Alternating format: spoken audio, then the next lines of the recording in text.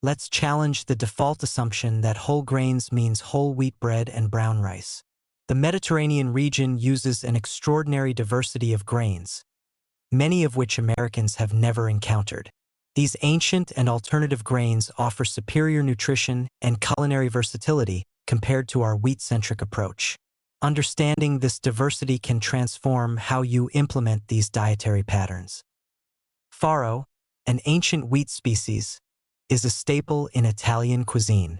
It has a nutty flavor, chewy texture, and higher protein content than modern wheat.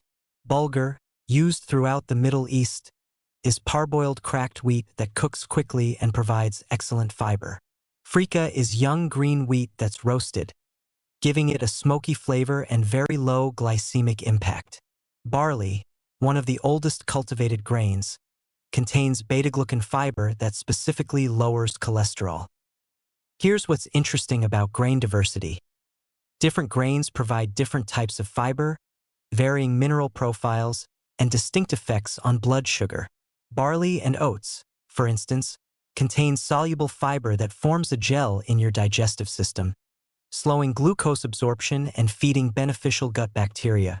Intact whole grains, where the grain structure remains whole rather than ground into flour, have dramatically lower glycemic impacts than whole grain flour products.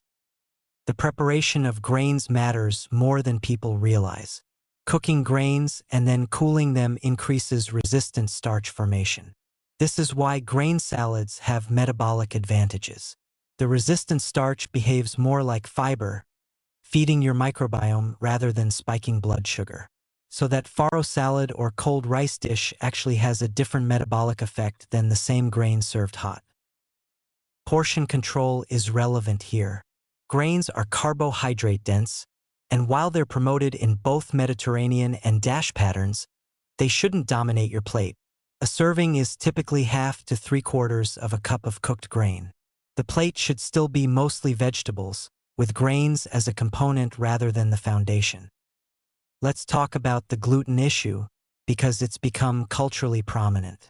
True celiac disease affects about 1% of the population and requires complete gluten avoidance.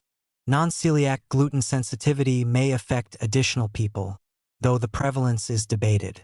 For these individuals, gluten-free whole grains like quinoa, millet, buckwheat, and wild rice provide alternatives. Interestingly, some people who react to modern wheat can tolerate ancient varieties like einkorn or certain sourdough preparations where fermentation breaks down gluten proteins. But for the majority of people without gluten issues, eliminating whole grains means missing out on significant health benefits. The research on whole grain intake and cardiovascular disease prevention, diabetes risk reduction, and all-cause mortality is extensive and consistent. The dose-response relationship shows benefits with as little as 48 grams daily of whole grains, with increasing benefits up to about 90 grams. Practical implementation means learning to cook these grains properly. Most require specific water ratios and cooking times.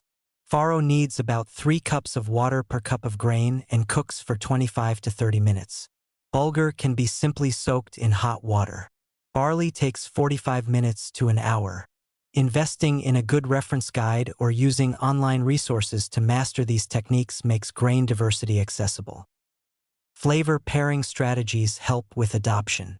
Grains are relatively neutral, so they take on the flavors of what they're cooked or served with. Cooking grains in broth rather than water adds depth. Combining with aromatic vegetables, herbs, and a quality olive oil creates satisfying dishes. Think of grains as a vehicle for other flavors rather than the main attraction. The metabolic advantages of intact grains versus ground grains can't be overstated. Steel-cut oats versus instant oatmeal, wheat berries versus whole wheat bread. The intact versions produce smaller blood sugar spikes even though they're chemically the same grain. The physical structure matters.